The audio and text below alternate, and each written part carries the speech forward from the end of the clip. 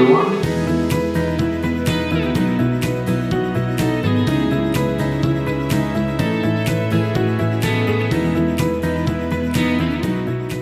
It's been great being part of the conference today.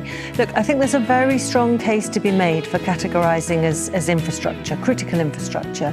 You look at the UK model, a lot of the social and affordable housing that is in the market today was built 100 years ago. It's built in the late 19th century by the philanthropists. It's still standing there today. It's fundamental to the UK's economic and social well-being. So classifying it alongside rail infrastructure, road infrastructure, housing infrastructure, if you're looking at regional and national economies, having a fully functioning housing market, as well as a fully functioning transport system to grow the economy, these three components are absolutely critical. And encouragingly, we are starting to talk about framing housing as infrastructure in the UK. For the first time, the government has started to mention it in those ways. I think it can also be framed as, industrial strategy, again, part of, a fully functioning economy and society.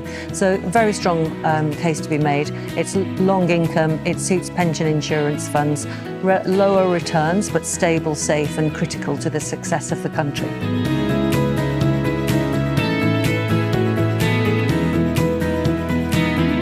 I would say if I look at some of the other countries we've done work in, obviously the UK, Scotland, Ireland, all have wrestled with public policy around affordable housing and what kind of incentives to implement or not. And probably the best lesson learned is to have a simple, consistent policy and don't tinker too much with the market. And by that I mean, I'll pick on Scotland, I guess. So Scotland implemented a pretty restrictive rent control policy a few years back, and investment dried up, of course, pretty quickly, and it took a few years for them to start to unwind that. That unwinding process is happening right now. But what's happened is institutional investors are very wary of going into that market because they're just not sure, might they revert back to an earlier program. So as light touch as possible and as consistent as possible would be my main recommendation. And the other thing that comes to mind, which is a little bit different, but we talked about at the conference, was the ability to try to unlock land that governments control.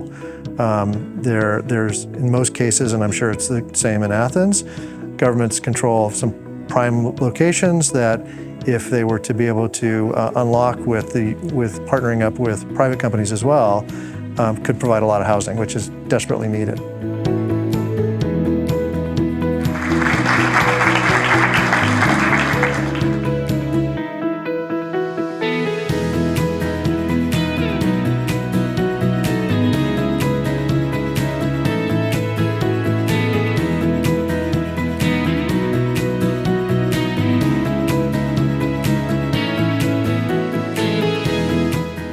All the great crises of our times are downstream of housing, from demographics to climate resilience and from polarization to public health. And I think we all have a responsibility to try to fix it, both for us and for future generations.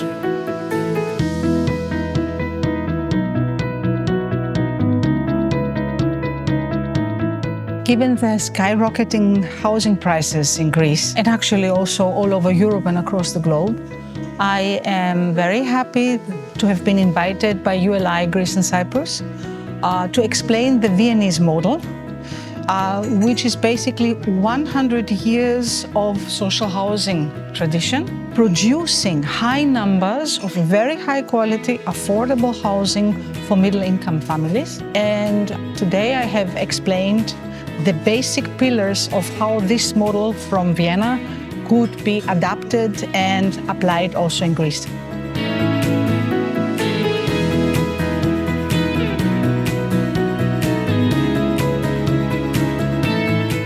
My key point was to talk about how Copenhagen managed to create affordable housing, more housing, while also ensuring a continuous increase of quality of life, not for only rich people or tourists, but as a baseline, ensure high quality of life in the city at the same time.